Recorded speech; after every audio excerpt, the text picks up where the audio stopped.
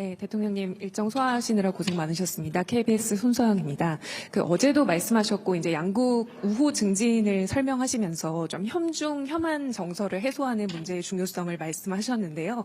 중국 측 시 주석이나 이제 고위 인사들과 만나시면서 중국 측도 이런 문제에 대한 우려를 좀 표명했는지 그런 점들이 좀 궁금하고요.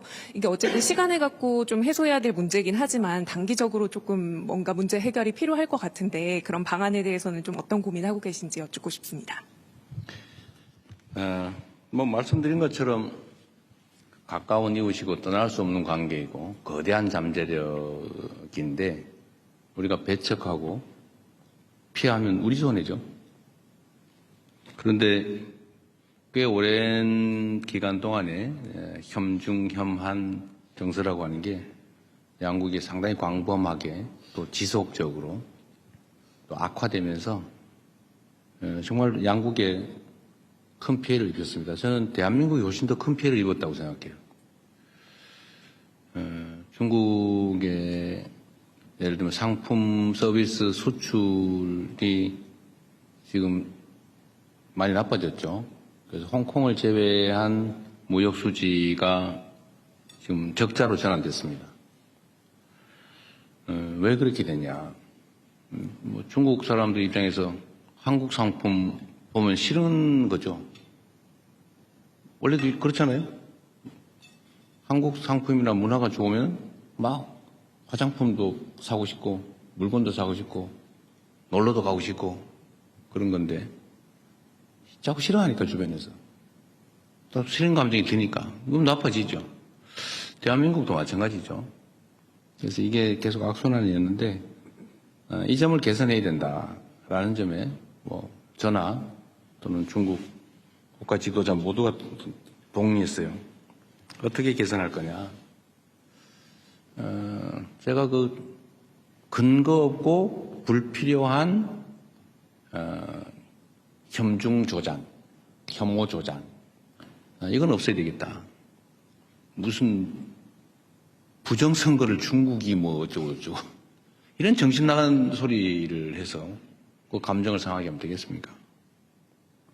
근거도 없고 불필요하죠. 그래서 제가 국무회에서도 여러 차례 지적하고 또 명백한 허위 주장이나 행동에 대해서 엄격한 제재를 가하고 있고 또 이것 때문에 사실 많이 줄어들긴 했고 이 점에 대해서 중국 정부나 중국 국민들이 많이 또 알게 되면서 호감도가 많이 개선된 것 같습니다. 앞으로도 계속 혐중 혐한을 조장하거나 또 선동하거나 이런 데에 대해서는 우리가 억제를 위한 노력을 계속해야 되겠습니다. 중국 측에도 제가 그런 얘기를 했죠. 대한민국이 혐중 선동을 하는 뭔가 근거 비슷한 거 이런 게 좀 최소화돼야 된다. 증표가 필요하다. 그게 소위